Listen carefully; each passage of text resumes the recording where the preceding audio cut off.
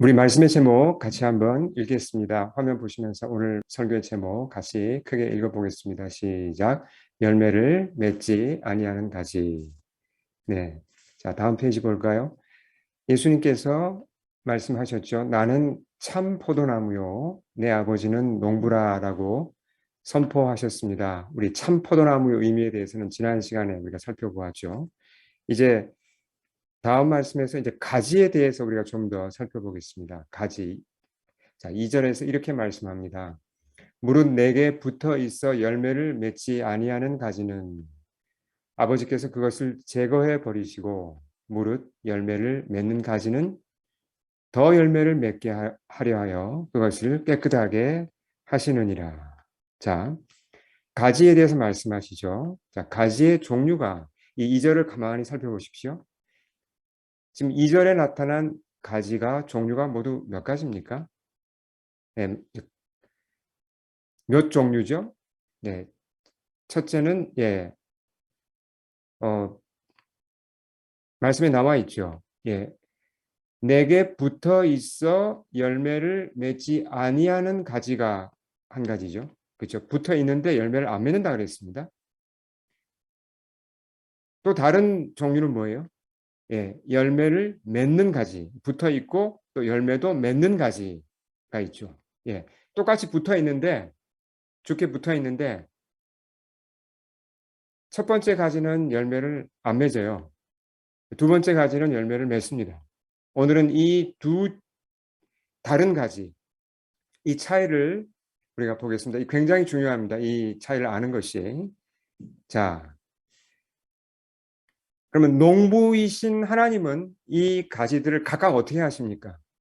자, 2절 가만히 다시 보십시오. 포도나무에 붙어 있는데 열매를 맺지 아니하는 가지를 농부이신 아버지 하나님이 어떻게 하신다고요? 그것을 제거해 버리신다고 그랬죠. 잘라내십니다. 그렇죠? 자, 이건 이제 실제로 그 포도 농사를 짓거나 뭐 그럴 때는 죽은 가지가 있으면 잘라내잖아요. 그런 이치입니다. 예. 근데 이게 오늘 문맥에서 가만히 보면 이게 잘라낸다는 것은 심판을 의미해요. 심판. 열매 안 맺고 그냥 자리만 차지하고 있는 가지를 잘라낸다. 이건 심판을 얘기합니다. 자, 좀 더 명확하게 심판을 뒤에서 말씀하시는 6절 한번 보겠습니다. 자, 6절 우리 같이 한번 읽어보겠습니다.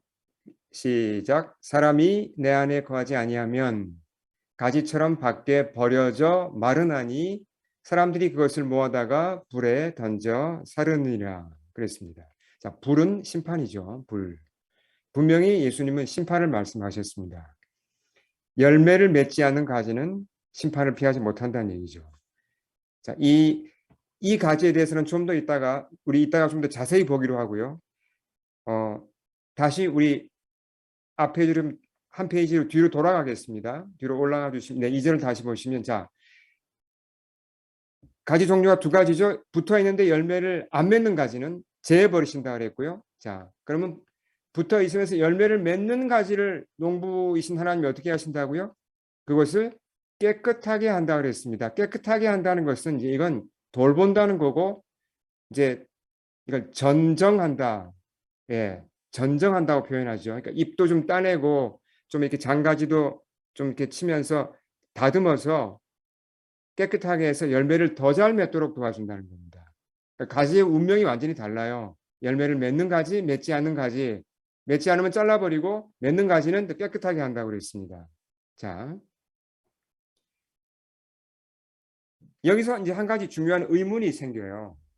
이 두 가지를 가만히 비교해 보면 무엇이 이런 차이를 가져왔을까요? 한쪽은 잘라냄을 당해서 심판을 받고 한쪽은 더 열매를 잘 맺도록 보살핌을 받습니다. 무엇이 이런 차이를 가져왔냐는 거예요. 무엇이? 자, 어, 다음 두 페이지를 한꺼번에 넘겨서 5절을 보겠습니다. 자, 5절을 보시면 주님 분명히 뭐라고 그러셨어요? 예수님 말씀에 나는 포도나무요 너희는 가지라. 자, 그가 내 안에 내가 그 안에 거하면 사람이 열매를 많이 맺는다 그랬잖아요. 분명히. 자, 5절에 따르면 무슨 말이에요? 이 5절 말씀이 내 안에 붙어 있으면 열매를 분명히 맺는다고 그랬잖아요. 그렇죠? 이건 너무나 확실한 얘기입니다. 근데 왜 앞에 말씀을 보시면 한 페이지 다시 넘어가겠습니다. 자, 2절 예, 앞으로 그냥 넘겨주세요. 예, 다시 예, 천천히 다음 페이지요. 예, 다음 페이지 5절 예, 한 페이지 넘겨주세요. 자, 이제 2절에서 제가 하이라이트를 표시를 해놨습니다. 자, 이 부분을 잘 들으시기 바랍니다. 중요합니다. 분명히 주님은 내게 붙어 있으면 열매를 맺는다고 하셨죠. 맞죠? 근데 지금 제가 하이라이트한 부분을 가만히 보면 무슨 말입니까? 무릇 내게 붙어 있어 열매를 맺지 아니하는 가지라고 표현하셨어요. 아, 이게 모순이 아닌가요? 분명히 나에게 붙어 있으면 그런 가지는 열매를 맺는다고 말씀하셨는데 여기서는 붙어 있는데 열매를 맺지 않는 가지도 있다고 지금 말씀하시는 거예요. 모순처럼 보입니다. 자, 이 부분을 우리가 잘 이해해야 됩니다. 이 부분이 굉장히 중요합니다.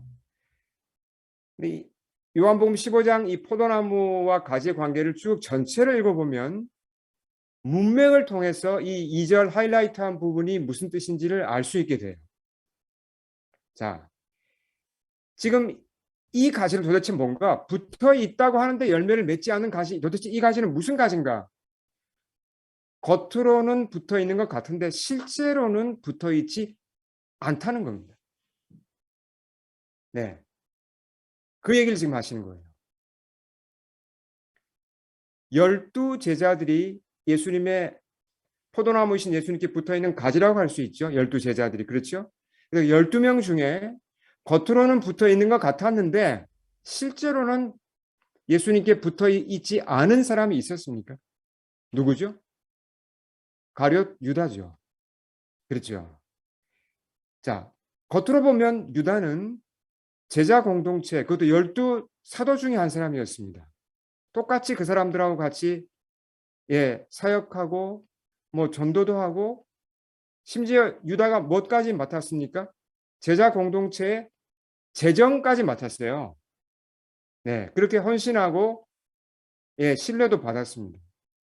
근데 실제로는 유다가 예수님께 내면적으로는 붙어 있지 않았다는 거죠. 예, 그런 사람을 지금 얘기하는 겁니다. 2절에 예수님 말씀하신 내게 붙어 있어 열매를 맺지 아니하는 가지라는 거죠. 자, 그러면 이제 우리가 여기서 또 하나 질문을 하게 됩니다. 무엇을 통해서 그런 사실을 확인할 수 있냐는 거죠. 그러니까 저 사람이 예수님께 붙어 있는지 없는지, 진짜 붙어 있는지 없는지, 그걸 어떻게 확인하냐는 겁니다. 내가 다른 사람 뭐 볼 것도 없습니다. 나 자신이 정말 예수님께 실제로 붙어 있는지 아닌지를 확인하는 방법이 있어야 될 거 아니에요. 그렇죠? 그게 뭐죠? 뭘 보면 안다는 거죠? 자, 2절을 가만히 다시 보십시오. 뭘 가지고 판별을 하죠? 열매예요. 열매. 열매가 맺히면 그 사람은 진짜 붙어 있는 것이고 열매가 안 맺히면 겉으로는 붙어 있는 것 같은데 실제로는 붙어 있지 않다는 겁니다. 어, 유다를 보면 알 수 있죠. 그 유다가 실제적인 열매가 없었습니다. 겉으로는 뭐 열심히 봉사했으나 실제로 하나님이 원하시는 열매가 유다의 삶에는 나타나지 않았어요. 네. 그러니까 참 이게 안타까운 얘기인데 자, 그럼 오늘날 우리에게 한번 적용을 해보죠. 오늘날 이 현대 교회에 우리 교회들이 있죠. 많은 분들이 지금 교회로 옵니다. 예배도 드리고 뭐 성경 공부도 하고 교회에 오시는 많은 분들이 계시죠. 교회에 나오는 분들 중에 겉으로는 예수님께 붙어 있는 것 같은데 실제로는 붙어 있지 않은 사람들이 있을까요? 안타깝게도 적지 않습니다. 근데 문제는 뭐냐면 더 심각한 문제가 뭐냐면 그분들이 스스로 자기 문제를 모른다는 거예요. 겉으로 볼 땐 내가 열심히 지금 교회 다니고 봉사도 하고 뭐 그러니까 스스로도 이거 속는 거예요. 내가 예수님께 붙어 있지. 당연히 붙어 있지. 내가 구원 받았지. 이렇게 생각하는데 실제로는 아닐 수 있다는 것입니다. 이게 무서운 거죠. 네, 그렇게 속고 평생을 보내는 얼마나 무서운 일입니까, 이것이. 예. 자, 다음 페이지 보겠습니다. 이걸 이제 제가 설명을 좀 잘하기 위해서 좀 이제 조금 체계적으로 설명을 한번 해보겠습니다. 교회 안 다니는 분들이 있죠. 아예 교회 안 나오시는 분들. 집에서도 성경 안 읽어요. 그러니까 예수님 안 믿습니다.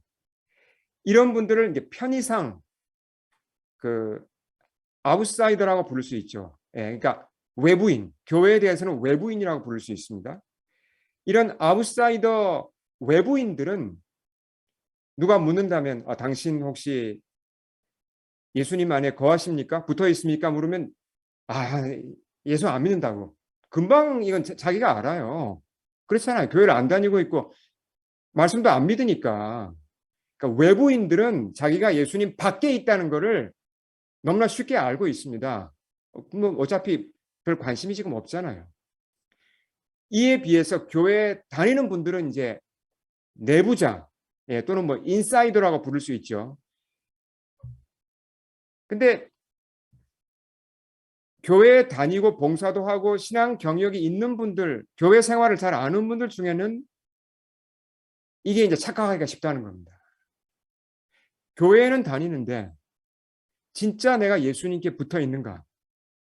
아닌가? 이걸 잘못 알고 있는 분도 계시다는 거예요. 예. 잘못 알고 있는 게 이게 무서운 거죠. 차라리 내가 예수님 지금 안 믿고 있고 예수님 밖에 있다는 걸 내가 알면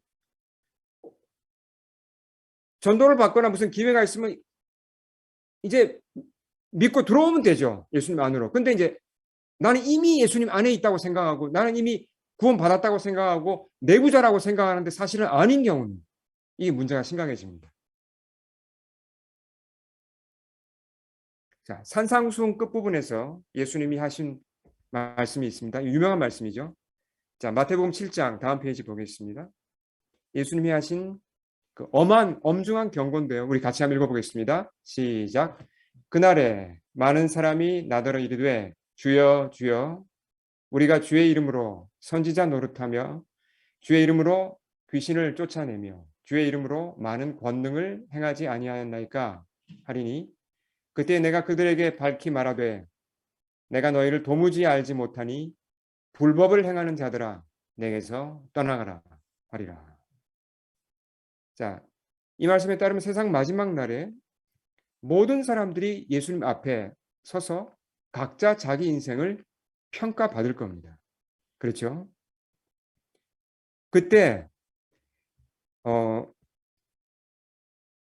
그때 많은 사람들이 이 지금 오늘 7장 22절에 이 말을 한 사람들 주여 주여 우리가 이런 일을 하지 않았습니까? 라고 지금 말한 사람들은 자기 스스로 어떻게 생각하고 있는 겁니까? 나야말로 예수님 안에 있지. 나야말로 예수님께 붙어 있지라고 생각했는데 실제로는 어떻다고요?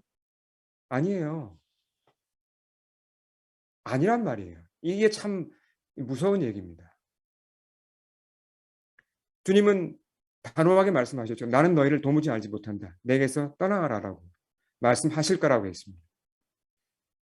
이 말씀이 오늘 우리가 방금 읽은 요한복음 15장 2절과 6절 말씀 내게 있어 열매를 맺지 않는 가지는 아버지께서 제해 버리신다. 그 말씀과 같은 말씀이에요. 같은 메시지예요. 자, 다음 페이지 보겠습니다. 미국에서 발표된 소설 하나가 있습니다. 물론 이제 한 권은 아니고 이게 이제 시리즈로 나왔는데요. 이 소설이 제목이 이제 영어로 Left Behind라고 한글로 번역을 하면 남겨진 자들 또는 버려진 자들 이렇게 번역할 수가 있습니다. 이 소설이 1995년에 첫 권이 나왔고요. 그때부터 약 12, 13년 동안 쭉 1년에 한두 권씩 나왔습니다. 13권이 나왔는데 모두 몇 권이 팔린지 아세요? 6,500만 부가 팔렸습니다. 6,500만 부. 이 어마어마한 양이 팔린 거죠. 다른 언어로도 번역이 되었습니다. 예, 정말 이제 대히트작이었는데요. 크리스찬들뿐만 아니라 뭐 교회 안 다니는 분들도 굉장히 이 책을 많이 찾았습니다. 인기가 있었고 그래서 뉴욕 타임즈 베스트셀러가 되었었죠. 예, 크게 이제 그 당시는 사람들의 입에 많이 오르내린 그런 책입니다. 이 소설이 다루는 내용이 휴거예요. 휴거. 마지막 날 예수님이 재림하실 그 무렵에 이제 믿는 자들이 어떻게 됩니까? 믿는 자들이 성경에 의하면 들림을 받잖아요. 그래서 공중에서 주를 만나게 되는 그 휴거 사건을 이제 가지고 쓴 소설이죠. 그래서 이제 휴거가 일어날 때 여러 이제 막 에피소드들이 일어나는데 그때 이제 들림을 받지 못하고 남겨진 자들, 그 사람들을 left behind라고 표현을 했습니다. 남겨진 자들. 예. 물론 당연히 소설이긴 한데 상당히 성경적으로 잘 썼습니다. 근데 이제 그 소설을 이제 보면요, 잠깐 이제 그 내용을 소개를 하면 휴거가 일어나고 남겨진 자들이 서로 이제 막 우왕좌왕 하는데 그 중에 굉장히 당황하는 사람들이 있습니다. 뭐냐면 나는 교회를 열심히 다녔는데 휴거를 못 받은 거예요. 그러니까 이제 너도 못 받았냐? 나도 못 받았네. 이러면서 이제 참 이게 얼마나 참 당황스럽습니까? 근데 그 중에 목사님도 한 분 계시더라고요. 제가 그 부분을 보면서 굉장히 가슴이 뜨끔했습니다. 제가. 예. 그래서 좀 그걸 계기로 이제 벌써 이제 좀 오래전 얘기긴 한데 저도 제 자신을 다시 돌아봤어요. 이거 내가 정신을 차리자. 내가 진짜 예수님 안에 내가 붙어 있는 자인가? 이걸 저도 한번 다시 확인을 하고 막 그렇게 했던 기억이 나거든요. 예, 다음 페이지 보겠습니다. 다시 2절 말씀이에요. 자, 우리 하이라이트한 부분 다시 같이 한번 읽겠습니다. 시작. 무릇 내게 붙어 있어 열매를 맺지 아니하는 가지는 아버지께서 그것을 제거해 버리시고. 자, 붙어 있는 것 같은데 실제로는 뭐라고요? 실제로는 안 붙어 있습니다. 결국 예, 영원한 생명이신 주님과 연결이 안 돼 있는 거고 이제 마지막 날에 그 모든 것이 드러나고 버림을 받게 된다는 거죠. 이 말씀 앞에 우리가 자신을 돌아볼 필요가 있어요. 각자 자신을. 예, 돌아보는 이유가 두 가지입니다. 그러니까 그 간략하게 설명을 하면 이미 붙어 있고 구원을 받은 분들 같은 경우는 이걸 확인을 할 수가 있습니다. 내가 진짜 주님 안에 붙어 있구나.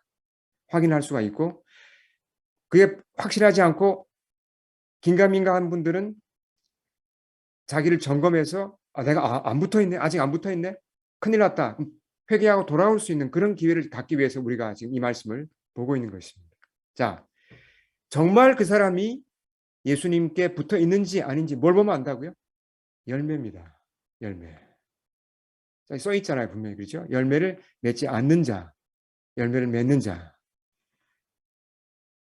여러 열매가 있습니다. 내가 주님께 붙어 있다면 자연스럽게 맺히는 열매가 여러 종류예요.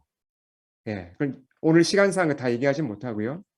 요한복음 15장에만 해도 벌써 뭐 제가 세어보니까 4가지 이상이 나와요. 그중에 3가지만 오늘 이 시간 우리가 한번 살펴보겠습니다.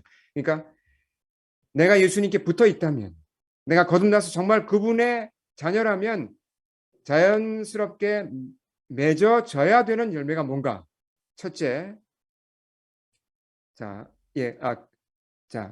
그 말씀 한 페이지를 건너뛰고요. 다음으로 11절 보겠습니다. 우리 같이 한번 읽겠습니다. 시작. 내가 이것을 너에게 이름은 내 기쁨이 너희 안에 있어 너희 기쁨을 충만하게 하려 함이라. 자, 첫째 열매가 뭐라고요? 기쁨이에요. 기쁨, joy. 어, 이 말씀을 가만히 보십시오. 주님이 지금 어떤 기쁨을 제자들한테 주길 원하시죠? 예, 내 기쁨이라 그랬습니다. 굉장히 특이한 표현이 나의 기쁨을 예, 너희에게 충만하게 하고 싶다. 그렇게 말씀하셨거든요. 세상에는 사실 크고 작은 기쁨들이 많죠. 예. 근데 어떤 기쁨이 여러분 여러분한테는 어떤 기쁨이 제일 큽니까? 또 어떤 기쁨이 제일 오래 갑니까? 우리가 기쁨에 대해서 이제 잠깐 한번 생각을 해보겠습니다. 내가 원하는 학교에 들어가고, 내가 원하는 직장에 들어가고, 내가 원하는 일을 하면서 그 분야에서 내가 성공하고, 또 내 집을 장만하고, 또 내가 원하는 사람과 결혼하고, 또 정말 사랑스러운 아이들을 낳아서 키우고 다 이 기쁨이죠. 정말 소중한 기쁨들입니다. 근데 이런 기쁨들이 내 영혼까지 온전히 만족시켜 주나요? 그러긴 어렵습니다. 이 기쁨들이 영원히 가나요? 그건 아니죠. 네. 예수님이 주신다고 하는 기쁨, 그러니까 예수님의 기쁨은 세상에서는 찾을 수 있는 기쁨입니까? 없는 기쁨입니까? 없죠. 이건 참 신비한 기쁨이에요. 예. 본질적으로 세상에서의 기쁨과는 다른 기쁨입니다.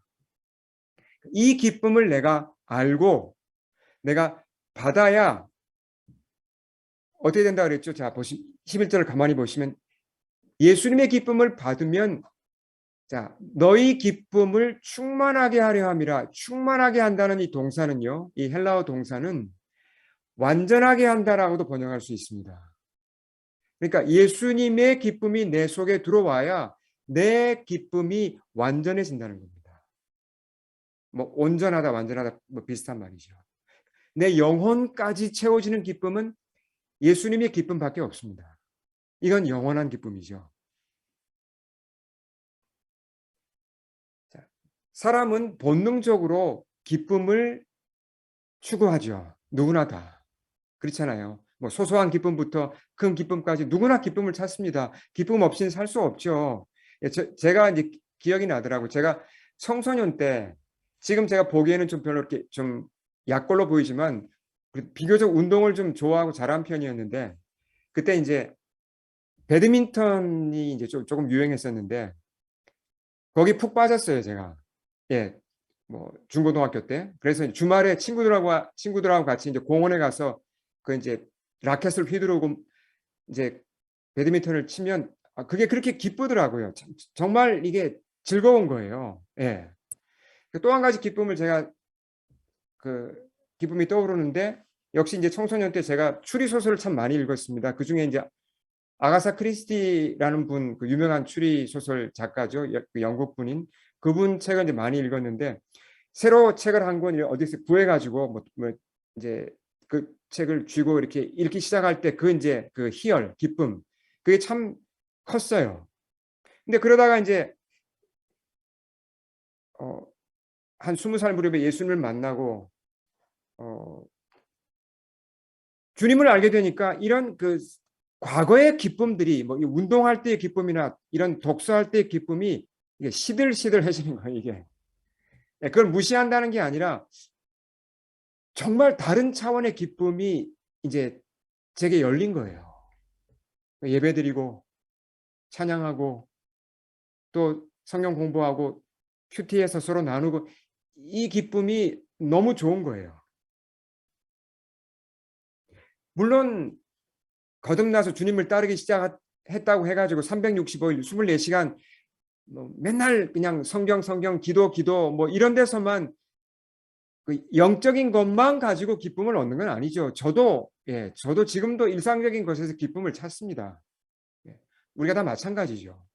그렇지만 예수님의 기쁨이 이게 빠지면 모든 게 다 무너집니다. 무슨 얘기냐면 누가 제게 이렇게 묻는다면 만약에 지금 당신에게 정말 필요한 기쁨이 무엇인가? 가장 중요한 기쁨이 무엇입니까? 그게 없으면 못 사는 기쁨이 무엇입니까?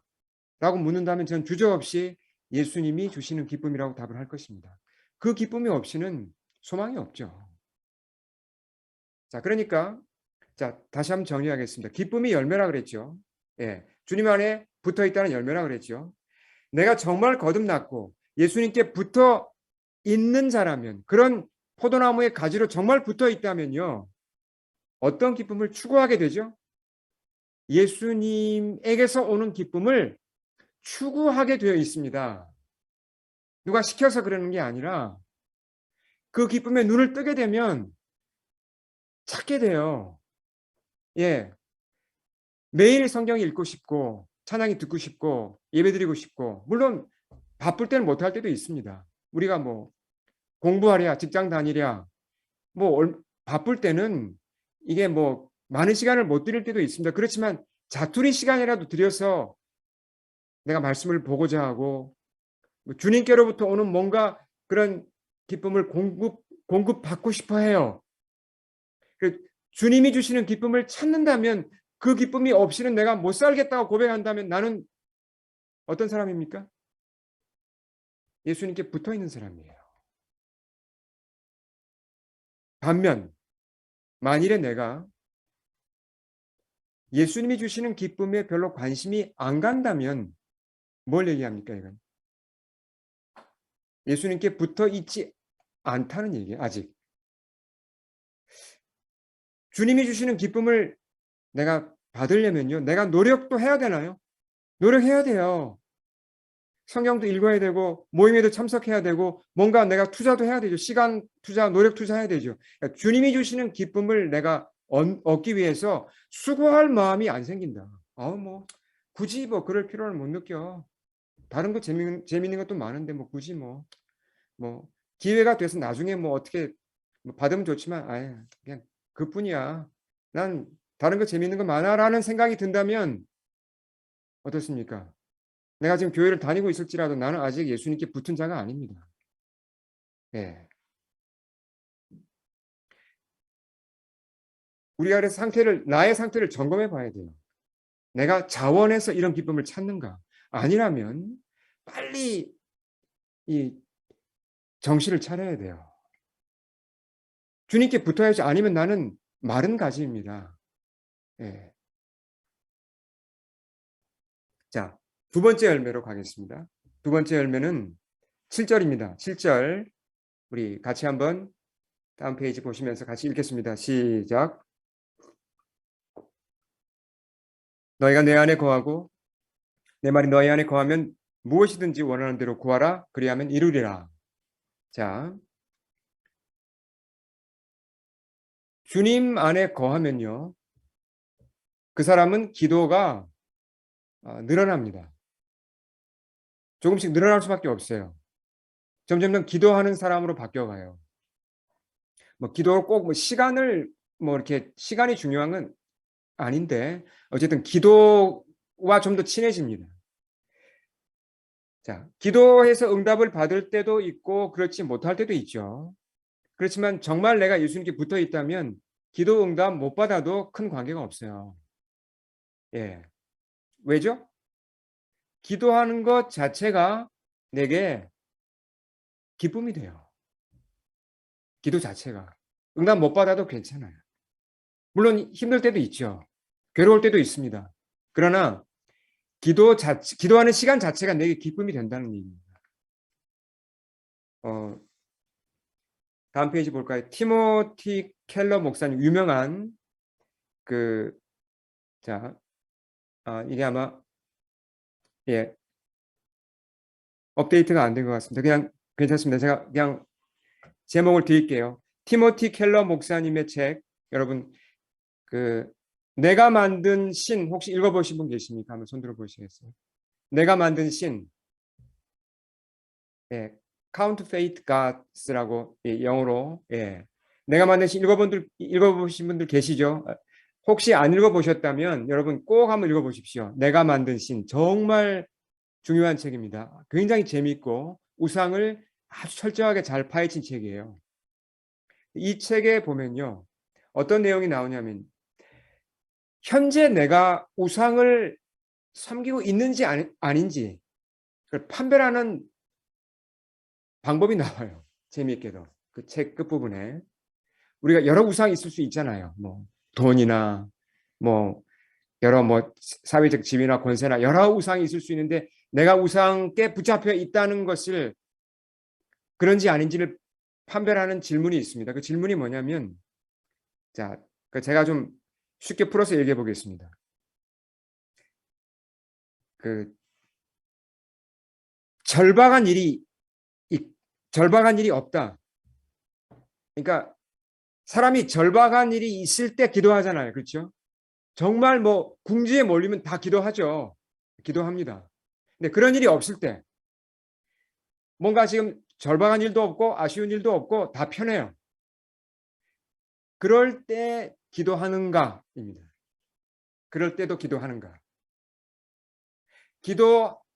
기도한다면 어떤 증거입니까? 내가 그분께 붙어 있다는 증거예요. 왜죠? 기도라는 게 내가 필요할 때, 아쉬울 때만 가서 주님께 뭔가 이렇게 달라고 하는 게 아니잖아요. 기도가 뭡니까? 더 중요한 게 주님의 음성을 듣는 시간이고, 주님과 대화하는 시간이고, 교제하는 시간이잖아요. 그러니까 정말 그분께 붙어 있는 사람은 시간의 길이는 관계없습니다. 뭐 짧더라도, 뭐 횟수도 관계없습니다. 그러나 기도가 하고 싶어져요. 아무런 아쉬운 게 없어도. 이해하시겠죠? 네. 자, 마지막 한 가지. 셋째 열매는 서로 사랑하는 거예요. 자, 12절 우리 같이 한번 읽어보겠습니다. 12절 시작.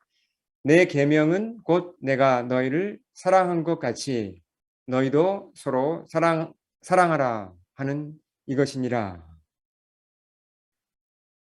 자, 이 반복해서 주신 말씀이지만 유명한 지금 굉장히 중요한 말씀이죠. 그냥 서로 사랑하라가 아니라 뭐예요? 내가 너희를 사랑한 것 같이 너희도 서로 사랑하라고 주님 말씀하셨어요. 근데 이게 된다는 거예요. 주님 안에 붙어 있으면 이게 된다는 겁니다.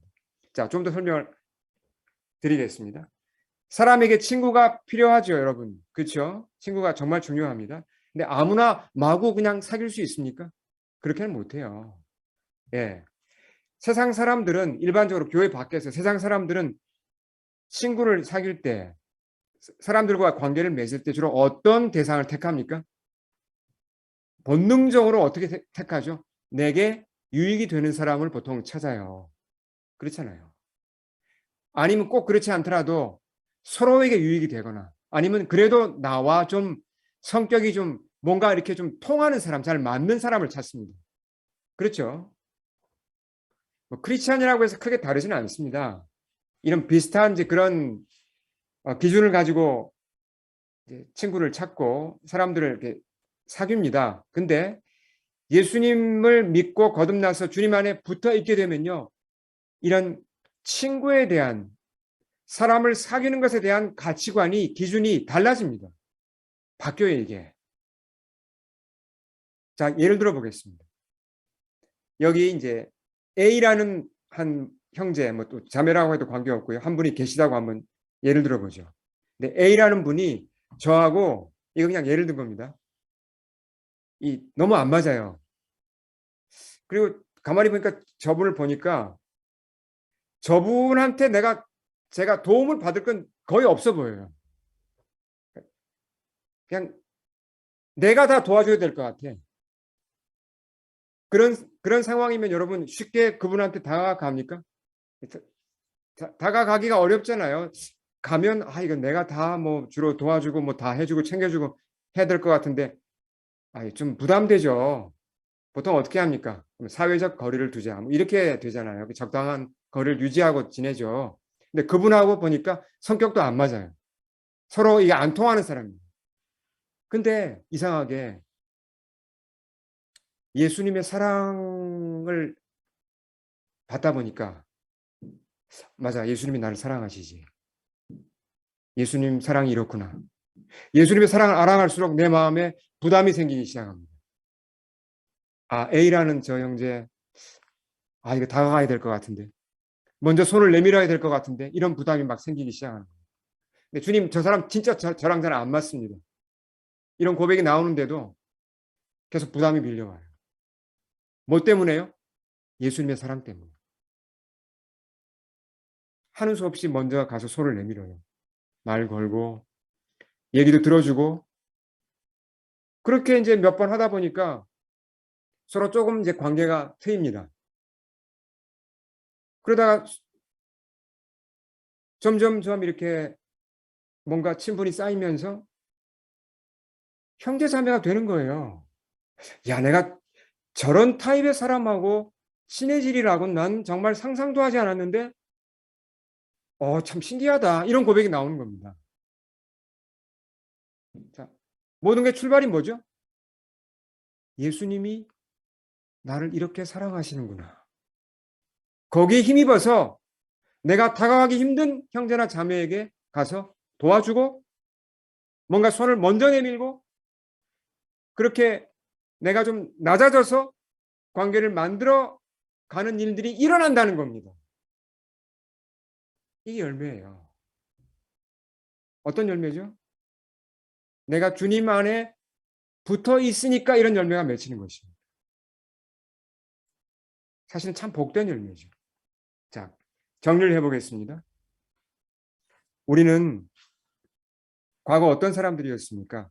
나 스스로 열매 맺을 수 있어.